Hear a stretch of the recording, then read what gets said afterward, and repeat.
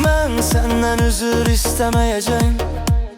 Sənin yolun mənim yolumdan keçmir.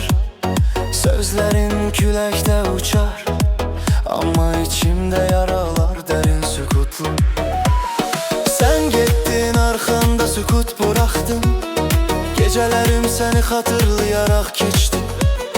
Bağışlamaq üçün qəlb sağalmalıydı. Mən isə hələ sağalmadım, itirirəm özümü.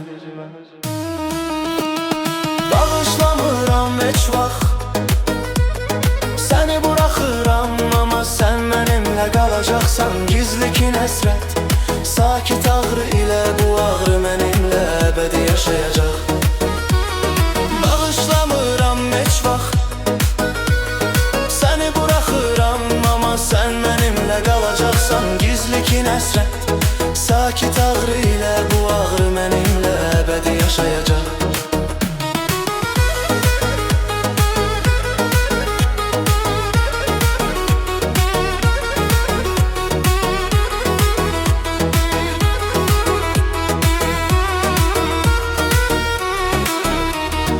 Üzr istəməyəcəyəm. Bizdə bitən sadə değildi.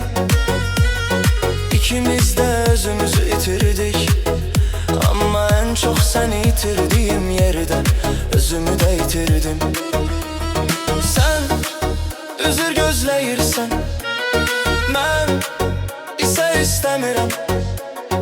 Üzr yaraları örtmür, sadəcə dərinləri dərin edən bir xatirədir. Bilirəm nə sən dönəcəksən, nə də mən, amma içimdə səssiz bir səs var. Heç vaxt dinməyəm, heç vaxt ölməyəm. Sən ona heç demədiyini, o sənə heç eşitmədiyini yaşatdı. Bağışlamıram heç vaxt. Səni buraxıram, amma sən mənimlə qalacaqsan. Gizli kin həsrət, sakit ağrı ilə bu ağrı mənimlə əbədi yaşayacaq. Bağışlamıram heç vaxt. Səni buraxıram, amma sən mənimlə qalacaqsan. Gizli kin həsrət, sakit ağrı ilə bu ağrı mənimlə əbədi yaşayacaq. Hər addımımda, hər nəfəsimdə sənin izlərin mənimlədir. Sənin yoxluğun içimdə sükutlu fırtına. Bağışlamıram, amma sükutla daşıyıram. Çünki əsl azadlıq qırılan, qəlbi anlayanda başlayır.